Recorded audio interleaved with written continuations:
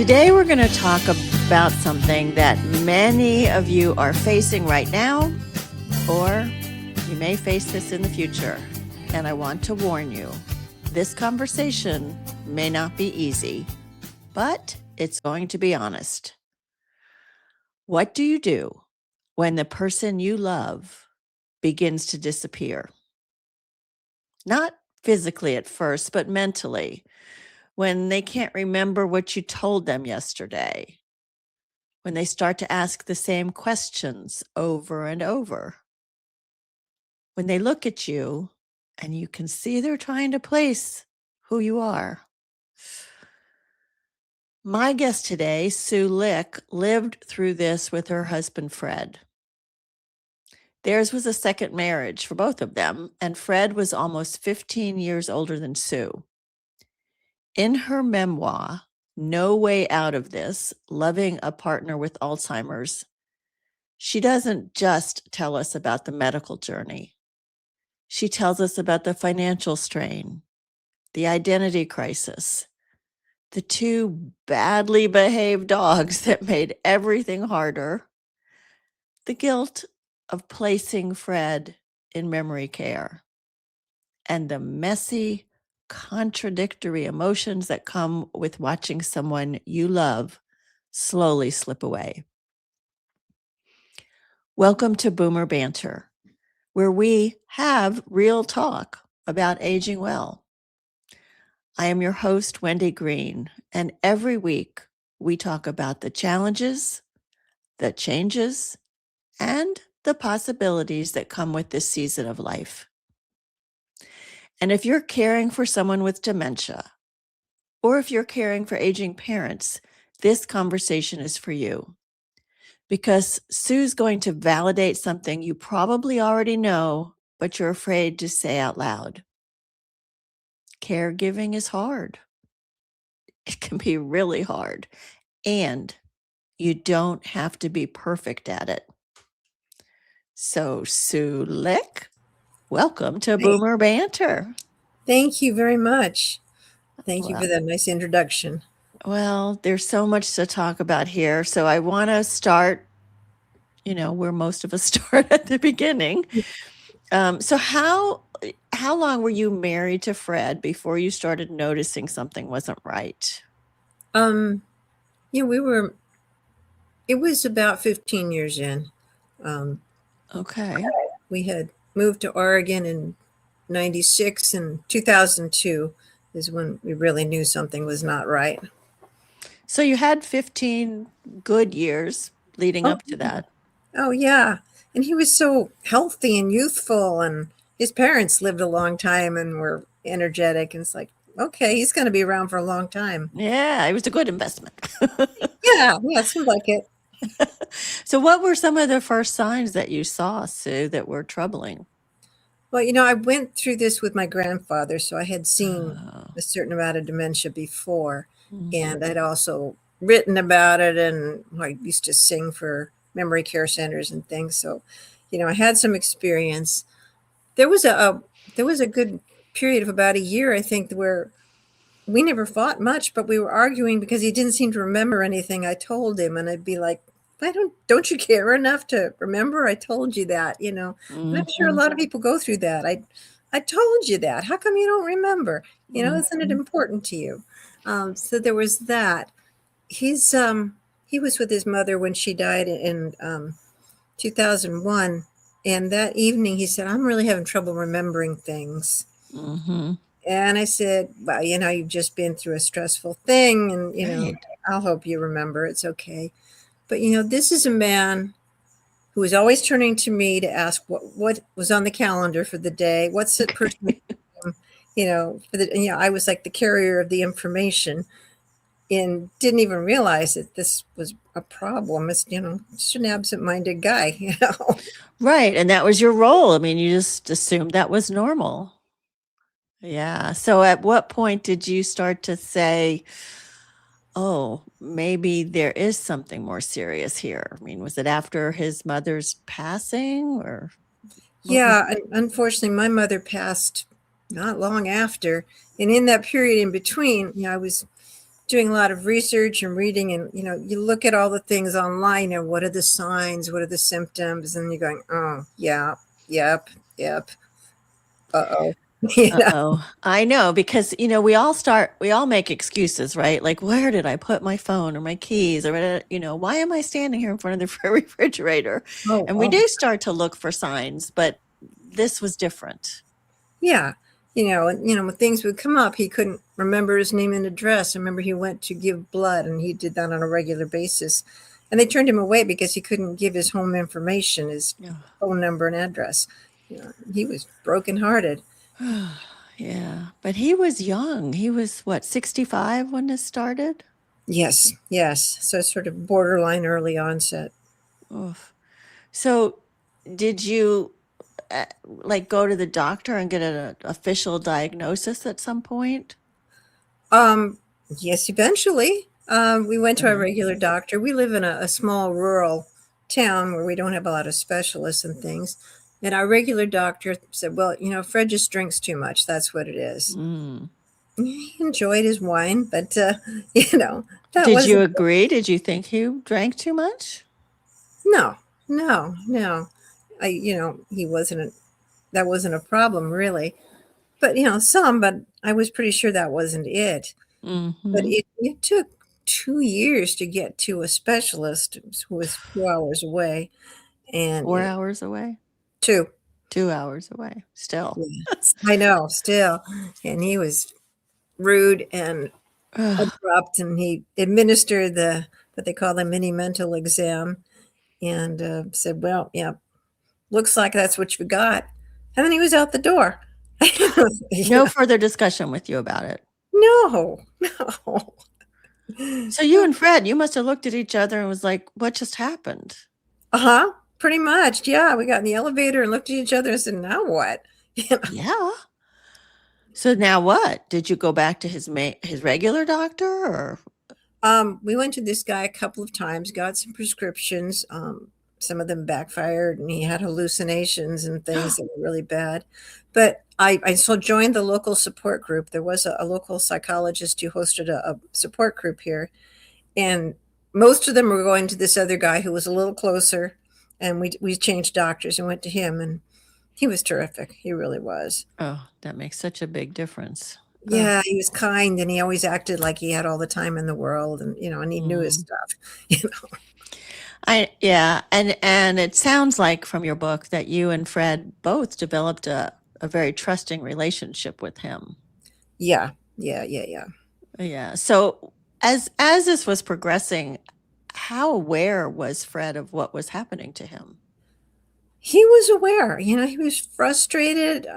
He was a man who, well, he was a supervisor in the recreation department in San Jose when he was working, but he Hmm. also had a tax preparation business, and he had to he sold that business, but he tried it one more year.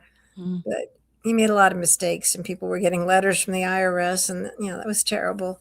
And I can remember the day that he sold his practice, and he took his business cards and turned them backwards on a little Oh, stand. And it's like, oh. But yeah, he knew at first, and it was very frustrating and hard for him and for me. It's and for you, heartbreaking. yeah, it's like he couldn't operate things like the TV remote, and started having trouble reading. He loved to read, and he couldn't, and he was the one who always taught me what to do on the computer, and suddenly I was the one going, no, no, no, no, no, don't do that. Do this, and Yeah, so I was going to ask you about that. Like, your roles started to change, and sure, you were yeah, suddenly in charge of everything. mm-hmm, yeah. I had to do my own taxes for the first time. And you were working. Like, tell me about what daily life was like at that point. Well, I was doing a lot of freelance writing for local newspapers and things, and doing a lot of creative writing too, and playing music at the church.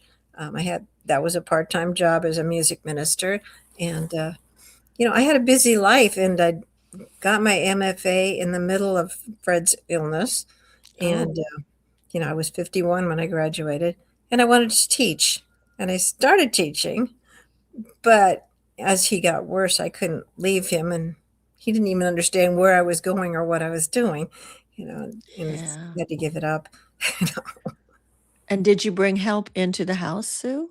I did the last couple of years, yeah, before he went into nursing homes. I did. And he didn't want it. It's like, I don't need that. We don't need that. And I said, well, I need some help around the house. You kind of do the workarounds, they'll help me clean, they'll help shop and things. And some of them were terrible, really useless, and some of them were very helpful. They'd take him out to lunch, they'd take him shopping. He loved to shop, and I hate it. Take him shopping or go to lunch or whatever, just, and they'd do some cleaning or cooking to make sure he had his meals, but and just keep him company. Yeah. And he got to where he was more comfortable with that? The last couple ladies that we had were really terrific. And in fact, one of them is a friend now. But Really? Oh, that's nice. yeah, because we had people that were more trouble than they were worth. And at one So point, so give us some, give us some insight into that because people are gonna experience this as they're going on their own journeys. and my dad experienced it too. It's, you get people who don't show up, who just sit and look at their cell phones, who don't actually do anything, or who don't connect with the person, or don't understand that you're there mostly for them.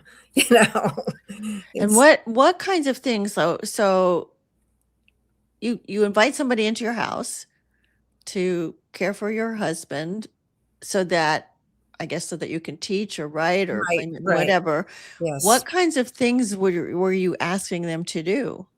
Well, they were doing some house cleaning, um, some shopping, uh, you know, just keeping Fred company mostly. So he was still volunteering at the Oregon Coast Aquarium until the end.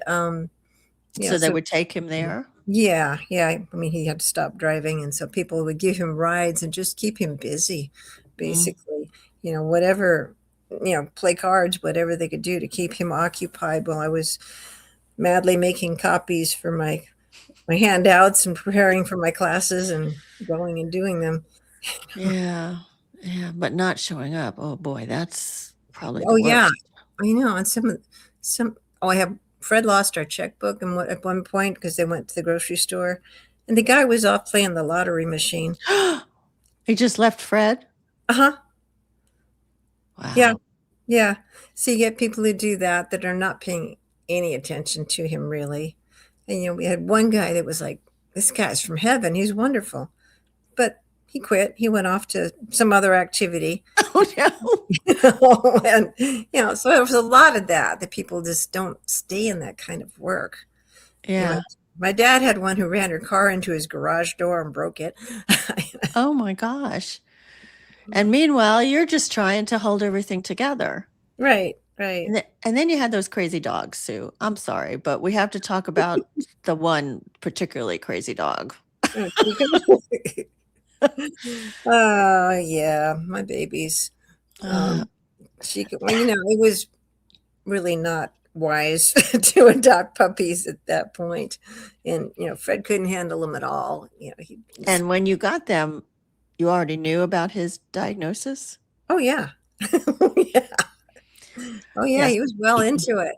But yeah, my old dog had died, and we both missed her a lot. And I saw a thing at the post office, an advertisement for puppies, and I said, let's go look. And I wanted to get just one, but then Fred's holding this other little guy. It's like, oh, can we get two? Well, they were little and cute, and sure. Don't do that. Don't do that. Because they don't stay little and cute. No, and when they're little, it's like having an infant. I mean, they're whining and chewing and peeing and pooing everywhere, and oh my gosh.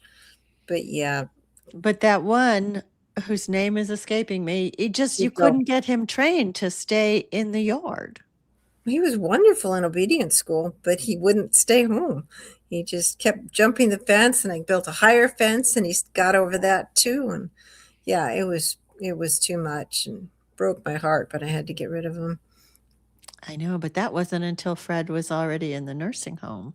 Yeah, yeah, that's true. That's Yeah. true. But I would come home from visiting him, and the neighbor would say, "Oh, your dog's out again," and Jeez. God knows where he is. Ugh, I know that part of the story in the book. I'm just like, Sue, you got enough on your hands. You don't have to chase this dog. I'm I talking to you in the know. book. I'm like, Sue, come on. I know. I know. Yeah. I kept Annie until she passed a couple of years ago, and Yeah, and I know we develop these relationships with these pets, and especially with Fred gone. I mean, you needed the company, but yeah, oh dear, that was so hard. yeah, yeah. So And hard. I don't have another one now, and people keep nagging me to get one, and I'm thinking, how am I going to handle it? You know, It's kind it's of a nice lot. to have a little time right now, I'm sure. So, so let's talk about the financial piece Mm, because this is definitely something that many of us are not prepared for. true. And so besides the emotional toll, it can be devastating financially. So what happened to your household income when Fred's condition progressed? Um, um, Sorry. he was retired from city government. He had a pretty good pension, and he'd been the kind of guy who was always saving. Um, so we had a cushion in the bank, and his income was pretty good. But then the home health people cost $20 an hour, and now I think it's more about 30, Mm-hmm. and that's a lot. And Mm-hmm. when he had to go into nursing homes, I mean, ugh. The first day that he went into one, they wanted $7,500 in cash up front. That's a chunk. And that's a chunk. And how long was that going to cover? Um, How much of his stay? a month, I think. There were all kinds of like deposits and things to get started, but it was about 5 grand a month throughout, and Oh my that gosh. quickly erased what we had in savings. And signed up for Medicaid for government assistance, which was a harrowing process. Yeah. All the time it's like, well, okay, they want us to contribute as much as we can. What am I going to live on if all of his income goes to the nursing home? You know, Right. and Right. so we all our savings went away, and Oh it boy. was really, really tight for quite a while. And you were making a little bit as a writer and a musician, but yeah. Yeah, it wasn't exactly a fortune, because I was depending on his. I mean, he was getting a Sure. good pension. But all of now to get Medicaid, did you have to give up his pension? I know sometimes you have to be destitute to get Medicaid. Well, we had to spend out all our savings, and we wound up setting up what they called an income cap trust. I got a friend who was a lawyer, got into it, and so that I got a portion of his pension, and a Okay, portion good. of it went to his care. I mean, it wasn't neither one was enough, but Right. enough. But we got by. But it was difficult, and you come out of it with nothing. If I didn't have a house, I'd be in deep trouble. But he had a family. Did anybody step in to help? No, no. And he was on the Oregon Health Plan, and things that, sorry, but people who don't have money, and yeah, no, nobody did. He had 3 children from his previous marriage, and no, they did not help in any way. Mm. I'm sorry, and yet I also understand that's not terribly unusual. No, I mean, they couldn't offer money. They didn't have any at the time, but Mhm. yeah, I wish they'd offered a lot more moral support and practical support. Right. Right. And that was definitely missing in your book. You were so on your own. Your family was in California, his kids weren't stepping in, and it was all on you. Yeah, in retrospect, I should have been a lot more forceful about that and said, look, this is your father, and you have to at least help me make these decisions, you know. because Do you think that would have made a difference for them? maybe, it Yeah. was interesting to watch when their mother, their birth mother, got sick. They were all there, all Mhm. helping. And I'm like, oh, yeah, Yeah. what's the deal here? Well, I guess maybe, I don't know, had she remarried? No, Yeah, so they were probably like, "Well, Sue's got this. She's strong." so I got this. Oh boy, I know. So you're managing all of this, the caregiving, the dogs, trying to do some work, Right. financial stress, and then Fred falls and he hurts his back and Yeah. everything changes. Can you walk us through that? Yeah, that was rough. I snuck out to do a couple of errands and came back, and he was hurt. His knees were bleeding and stuff. He had fallen outside, and I guess the dog got loose and he was chasing him. And so we took him. He went to the hospital 3 times in one weekend. Um, Really? For yeah, that same fall? from the same fall, because his cognitive abilities just took a dive with that. Mm. Um, he was really out of it. But yeah, they gave him Vicodin, which it turns out is very bad for people with Alzheimer's. And it kind of worked for the pain, and he was doing pretty well, but then he was down on the floor again. And, Jeez. but, You're like, "Give me the Vicodin." yeah, really. Well, I thought it was a miracle drug until he was, on the floor again, and the ambulance came again. Oh Oh, gosh. Because God. you couldn't get him up yourself, could you? No, he was a 200-pound man, and he Mhm. was fighting it all the way. No, no, no, it hurts too much. I can't, Oh gosh. and, yeah, I mean, he was not making any sense. He was shaking. He had this tremor thing going on as part of his illness, and yeah, and he was not making any sense. A friend of mine who had used to be a paramedic came over, said, "Let me take a look at him." I said, "Yeah, he needs to go to the hospital." And that third time, they kept him there, and they said, "Well, he really needs to be in full-time care. He can't be at home anymore." And he wasn't making any sense, and he kept throwing his sheets off and showing his genitals to the whole world, and, just not thinking we could just get up and walk through this wall. He was not making any sense. And, Medicare and its glory is, if you've been through it, you know that you have to be in the hospital a certain amount of time and have it classified as acute care for them to pay for nursing home care afterwards. Mhm. And they did not classify it that way, and they booted him 24 hours before he could have gotten care paid for. And And of course, why would you know that? I mean, this was your first time through it. right. Yeah, well, yeah. Well, actually, they did that with my mom too, but they said, "Go home and relax. He's not going anywhere." And then they called and said, "We're transporting him right now to the nursing home that's by the hospital. So show up with a week's worth of clothes and $7,500." And, you know, Wow. Oh my gosh.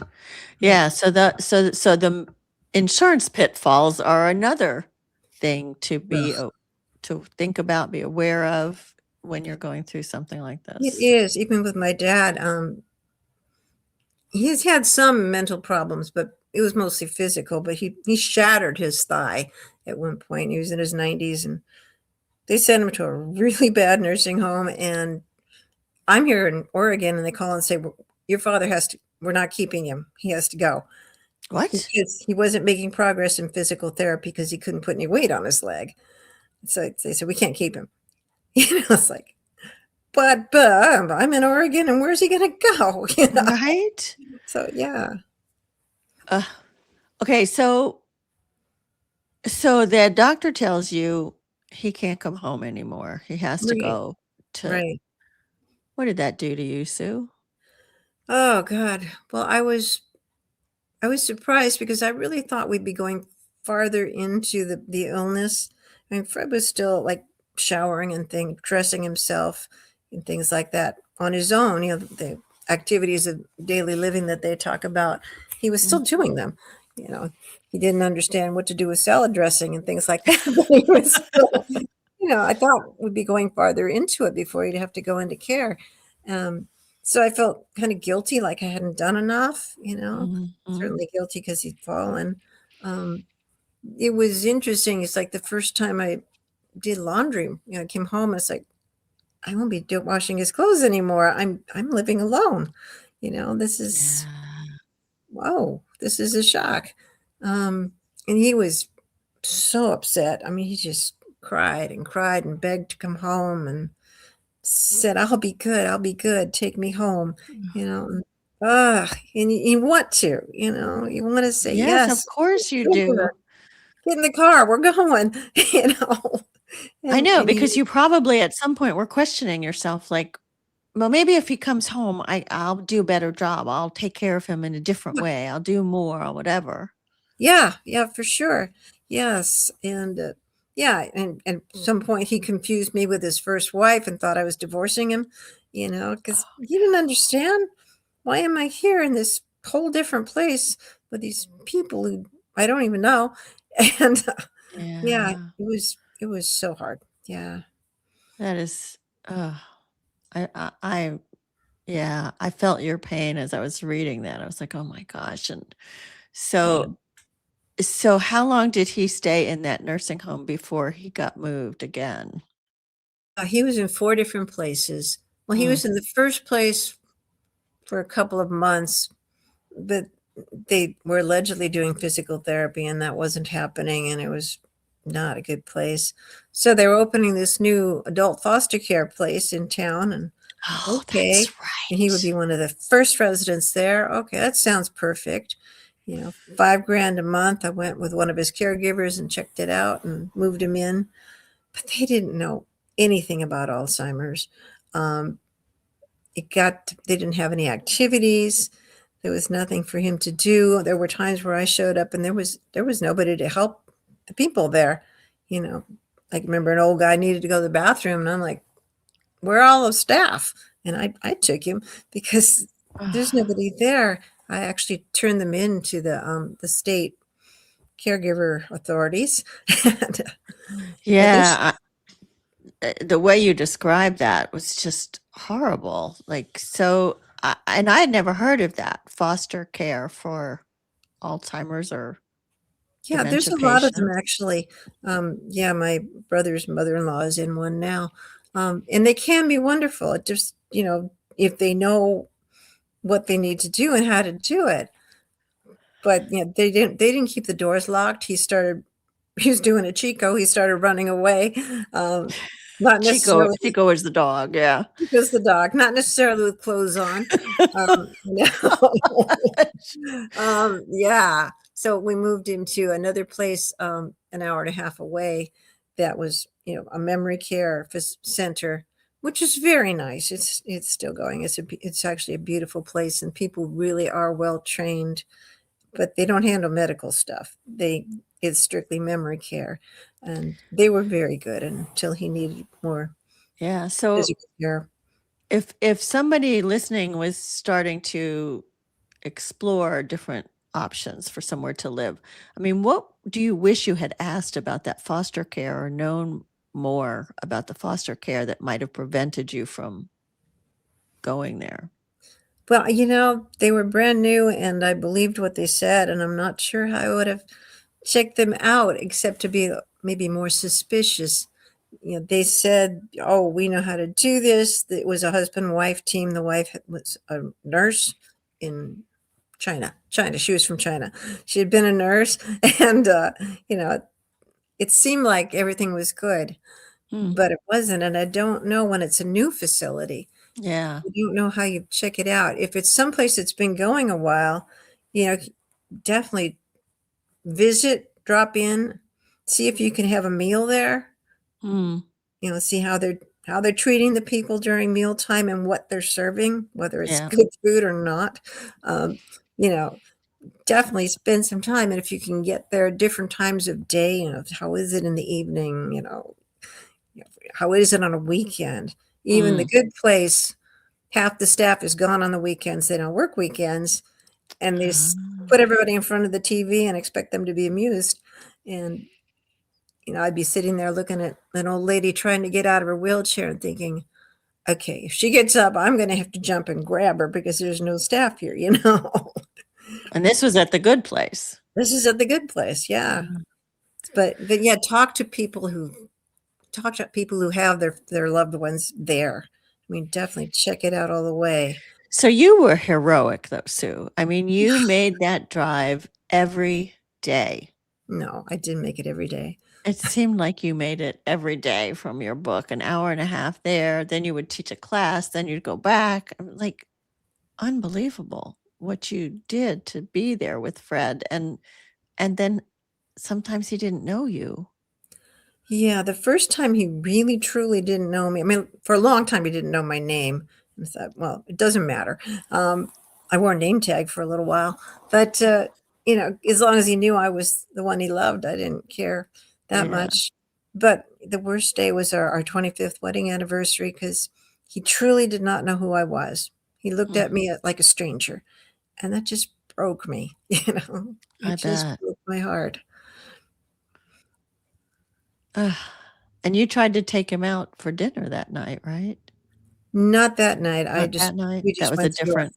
photo albums and, yeah, but no, but many times I did take him out, Yeah, but so it that was. got more and more difficult because, you know, it's messy, you know. Yeah, you talked about that too. I mean, the way he would eat, and it was just different. Yeah. Yeah, he's like a child who just doesn't know what to do with food and, you know, their food winds up everywhere on their face, on their clothes, on the table, and it's like, you know. Mm. And then if they have to go to the restroom, you're like, "Oh boy." You know? Right, especially with like, you can't take him into the men's room because you're a woman, so, Mhm. So you wait outside the door and pray, "Okay, has it been too long? Do I need to do something?" You know? send some man in who's not gonna know him, and it's oh gosh. Yeah, Mm. yeah. He Is didn't go it out as much after a while, but, you know, I did take him out sometimes, and, you know, it's like at one point, because they don't remember they've already eaten, so he mm, started gaining a lot of weight. It's like, "You just oh, ate." "No, I'm starving." You know, and they would give him more food, so he gained weight, and we had to go out and buy some clothes, and ugh, it's like buying for a little boy, and then it's like, "Wait a minute, don't go anywhere while I pay for this," and, you know, just like having a toddler. yeah. And the showers, I mean, there were times that you talked about in the book where he was not cleaned up well by the staff before you got there. No, well, this is really the last place he was in. The memory Mhm. care center was pretty good, but the last place he was in was a Medicare place, approved place, and the care was terrible. He was Medicare or Medicaid? Medicaid, I'm sorry, Yeah, Medicaid, yes. yeah. Yeah, that was awful, and, no, he wasn't clean. I don't think he got much water to drink. He always was thirsty and crust on his mouth, and he wouldn't eat, and the food wasn't very good, but he just would not eat it, and they drugged him so much at that place. Mm. And you continue to go and visit. You Sure. Mhm. continue to feel loving feelings for this person who wasn't really the person you knew. No, not anymore. Did he at any point know you were his wife at that point? No, I don't No. think so. I don't know. It's like when I used to visit my grandfather, I was just the woman in the black coat because and I would sing for his folks at his place, and, Aw, he knew that, but he didn't really know I was his granddaughter anymore. yeah. Yeah. Well, you are amazing and unfortunate that you had to go through this so many times with so many family members, but so closely with Fred. And one of the things I really appreciate is your honesty. You know, you are not sugarcoating how difficult it was or the feelings that you had. And I think that's really helpful for people to know that feeling resentment or feeling guilt or feeling anger, those are normal feelings, They absolutely are. and lots of tears. I mean, how do you come back? You know, you leave feeling angry, you leave feeling frustrated, and then you come back being loving. I mean, what do you tell yourself? Sometimes it's just obligation, Mhm. that you need to do this. And there are definitely, I've seen a lot of spouses who go every day and are basically there for every meal. And, Mm. they spend their whole life is hanging out at the nursing home. Wow. It, you know, I would be watching the clock and going, well, especially with my dad, but with Fred too. Has it been long enough? Can I go now? Oh, Because yeah. it's hard, and there's nothing, you can't have much of a conversation, you know, Mhm. not too much anyway. Yeah. You coming up with, okay, what's all the happy small talk that I can bring up? I'm not going to tell them all the troubles or anything or negative Darn stuff. dog got out again. Well, yeah, it's like, "You have a dog?" But we're not gonna talk about politics or anything deep because they don't know, but Yeah. sitting there and it's like, "Huh, your ring looks like my ring," Uh, "Yeah, that's 'cause we're married," you know? Interesting. Ugh. Yeah. So to take care of yourself, you had the support group. Did you stay with that for a long time? I did, I stayed with that until he was in a nursing home, and then they said, "Well, you don't really fit our criteria anymore." So The group said that to you? yeah, yeah, it was really for people who were caring for folks at home. Um, Now the Wow. nursing home had a group, but I wasn't gonna drive that extra time to go to a group there. So Wow. So you lost that support. So then what did you do? Did you find another group or therapy or? I was in therapy through pretty much the whole thing. Um, I started therapy after my mother died. I went for a little while to a grief support group, Mhm. and that wasn't working, and all I wanted to talk about was Fred, you know? Yeah. Yeah. So I went into individual therapy, yeah. And was that helpful?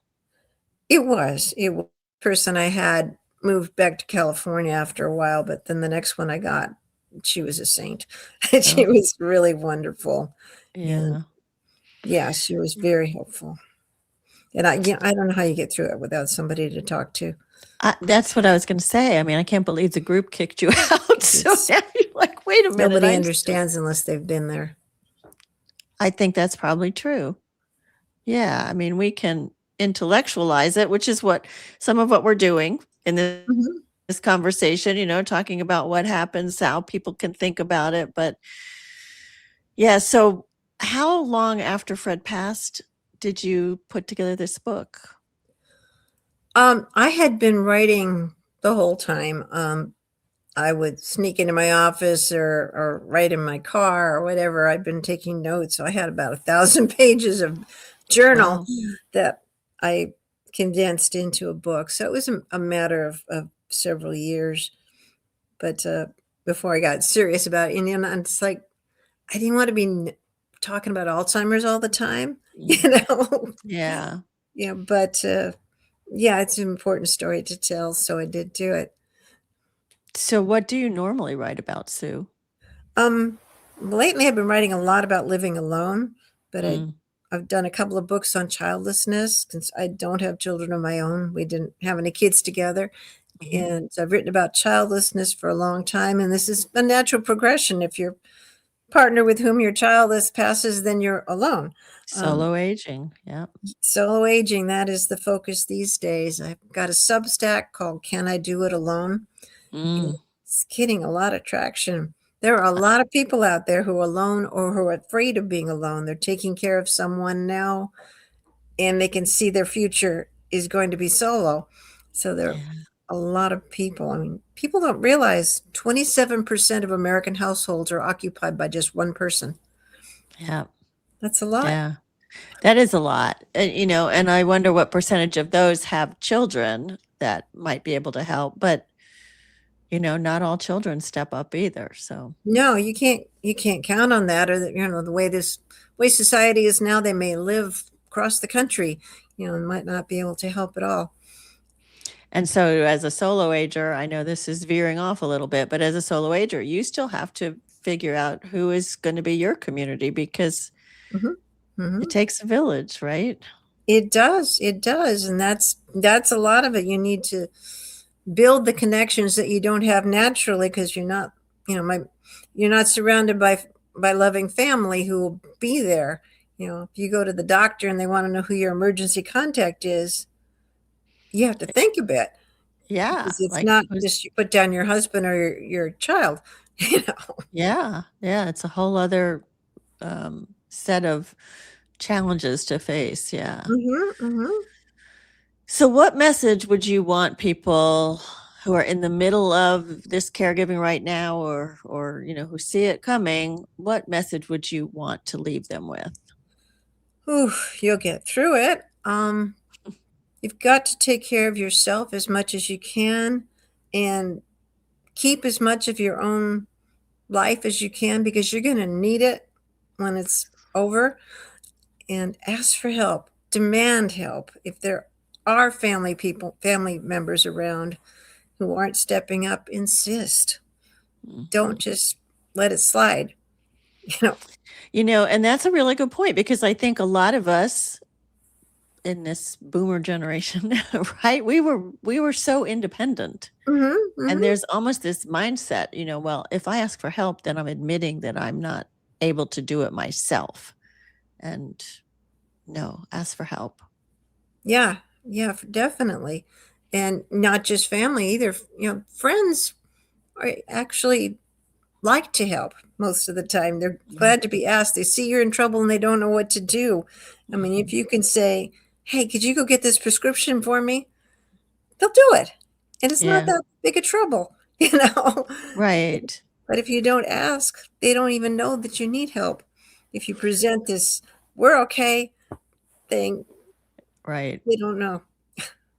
But in your situation, though, you probably couldn't have asked them to come stay with Fred so you could do something because if he's, not knowing what's going on, that might have been more upsetting. Is that right? Well, I did though. I You had one did? friend from church come stay with him, and there was a weekend that I took myself off to bluegrass camp, You which did? oh yeah, it was wonderful. But his two sons came, and I had to pay them to You stay. had to pay his sons? Yeah, I and he shouldn't didn't understand why they were he didn't understand why they were there? right, why they were, yeah. But they did the thing that one time. Did he know them then? Yes, yes, Okay. All right. yeah. And So and I think they all had some fun. I hope But so. yeah, people aren't going to jump in unless you ask. My neighbor asked me to sit with her husband when he was still alive and had dementia, and I said, "Yeek, okay." I didn't know him very well, Yeah? but I did, and we did our best to have a decent conversation, and it wasn't so bad. Oh. Well, thank you so much, Sue, for sharing your story and for giving us permission to feel all the feelings and to make some of these hard decisions and really to be imperfect caregivers. We do the best that we can, right? Yeah, nobody's perfect at this. Nobody, and you know, you have your own things, and there are going to be days when you just can't deal. You know. And that's honest. That's the thing. Like people say it in the back room of their house, but to say it out loud that they can't do it is not easy for people to admit. Mm-hmm. Mm-hmm. Yeah. True. So That's right. I remember one day when I called my neighbor across the street. I said, "Can I just come over? I can't, you know, I can't handle this anymore. Just can I come over and talk?" You know. I mean, this ability to be honest and vulnerable is a big part of who you are, obviously. Right. But caregiving is one of the hardest things that any of us will ever have to do because there's no instruction manual, and typically we're caregiving. I mean, I know people that have to caregive for children, but typically we're caregiving for an elderly parent or a Right. spouse, and so you kind of have this expectation that they're an adult. It's hard. Yeah, and there's all kinds of guilt and worry about what's coming, and and you're looking at the money and That's all right. kinds of things. Mm, It's complicated. If you have issues, people have issues with their parent or their spouse that are not resolved, this could make it even worse. yeah. Well, let me show people how they can find you. You have a website called SueLick.com, Lick, L-I-C-K. And all of your books are there, right? Right. And your Substack. Mm-hmm. And Sue's book is called No Way Out. What is it? Loving a partner with, loving a partner with Alzheimer's. Yeah. And I highly recommend it. It's well written. I have a lot of books I have to read for this show, and Yes. there was a lot of takeaways for me in this book. I'm, just starting on a caregiving journey with my mom. She does not have Alzheimer's, thank goodness. Mm-hmm. But there was still a lot of things to consider as I was reading through some of what you went through. So thank you for being so honest and vulnerable and sharing your book. Well, thank you. And I sympathize, having dealt with my father and my grandfather and my mother-in-law to a certain extent. It's not easy. Yeah, I mean, right now we're okay, but you're right. It's not easy. So thank you all for listening to Boomer Banter. And I know there was a lot here that you guys found insightful and helpful. And I really hope that you will share this with people who might need to hear it. And remember that none of us are perfect. We're all doing the best we can, and we're figuring this out together. So my name is Wendy Green, and I hope all of you will take good care of yourselves. Thanks, Sue. Thank you, Wendy. It's been great.